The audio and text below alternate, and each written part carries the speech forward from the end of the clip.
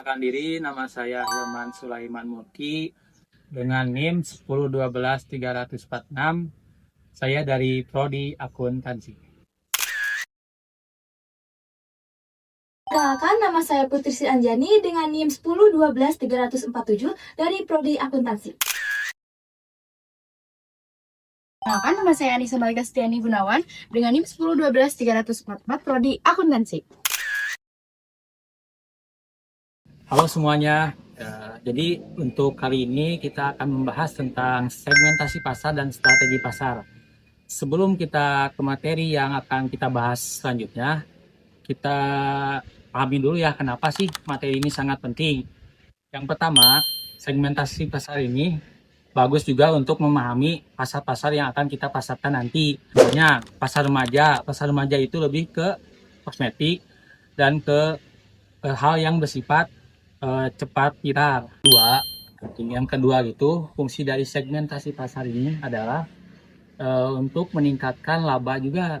Kenapa meningkatkan laba? Karena kita kan sudah tahu pasar yang akan kita ambil itu pasar apa. Ketiga, segmentasi pasar ini juga sangat berguna juga untuk membantu kita dalam merumuskan strategi-strategi selanjutnya. Selanjutnya, segmentasi pasar. Segmentasi pasar adalah proses membagi pasar menjadi beberapa kelompok sesuai dengan karakteristik, kebutuhan, atau perilaku yang hampir sama. Tujuannya agar pasar lebih mudah memahami kebutuhan konsumen dan bisa memberikan produk sesuai dengan kebutuhan mereka. Setelah dibagi menjadi beberapa segmen, selanjutnya adalah menentukan target pasar. Target pasar adalah kelompok konsumen yang akan dipilih untuk menjadi fokus utama perusahaan. Pemilihannya didasarkan pada potensi keuntungan, kesesuaian dengan kemampuan perusahaan, dan peluang keberhasilan produk di pasar tersebut. Contohnya pada perusahaan kosmetik yang berfokus pada wanita, terutama remaja Gen Z yang dianggap memiliki permintaan yang paling tinggi. Untuk manfaatnya sendiri, membantu perusahaan menyesuaikan produk dengan kebutuhan konsumen. Yang kedua, membantu menumbuhkan peluang bisnis yang sebelumnya belum dimanfaatkan. Yang ketiga, meningkatkan daya saing karena perusahaan dapat memberikan penawaran yang lebih relevan dibanding pesaing.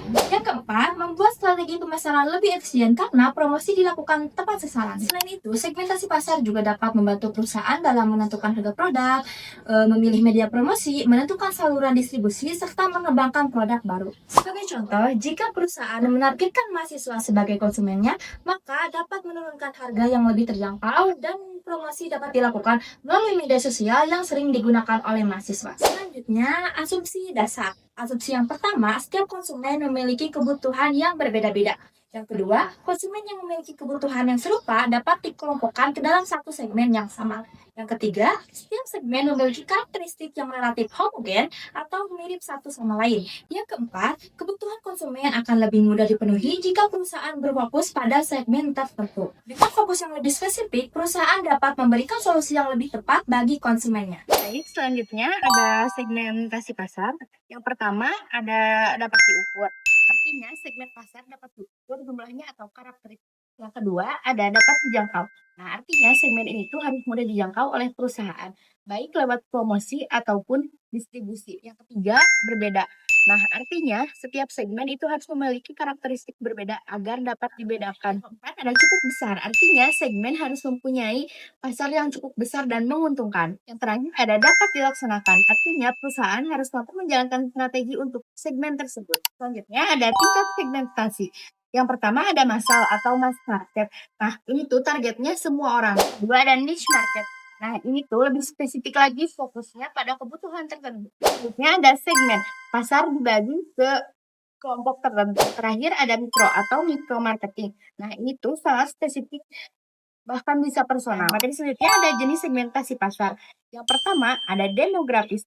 Itu berdasarkan identitas konsumen, misalnya usia, jenis kelamin, pekerjaan, dan pendapatan. Yang kedua ada geografis, yaitu berdasarkan wilayah atau lokasi. Yang ketiga ada psikografis, yaitu berdasarkan gaya hidup, minat, atau kepribadian. Dan yang terakhir ada perilaku, yaitu berdasarkan kebiasaan konsumen. Nah, terakhir ada penargetan pasar. Nah, perusahaan memilih segmen mana yang paling cocok untuk dijadikan target. Ada beberapa langkah. Yang pertama, menentukan segmentasi. Nah, ini tuh membagi pasar menjadi kelompok-kelompok. Yang kedua, ada evaluasi segmen. Menilai segmen mana yang potensial. Yang ketiga, ada pemilihan target. Memilih segmen yang terbaik. Dan yang keempat, ada membuat strategi pemasaran, yaitu membuat promosi agar targetnya sesuai. Dan yang terakhir ada evaluasi hasil. Nah, itu melihat apakah strategi tersebut berhasil atau tidak. Kesimpulan yang bisa kita ambil dari materi segmentasi pasar dan target pasar ini adalah kita harus menentukan target-target pasar yang akan kita ambil. Kedua, kita juga harus mengetahui apa yang akan kita lakukan setelah target itu kita dapatkan. Dan ketiga, kita juga harus mencari target-target yang lebih masif dan lebih bisa meningkatkan nilai laba yang akan kita dapatkan di kemudian hari. Audio Jungle.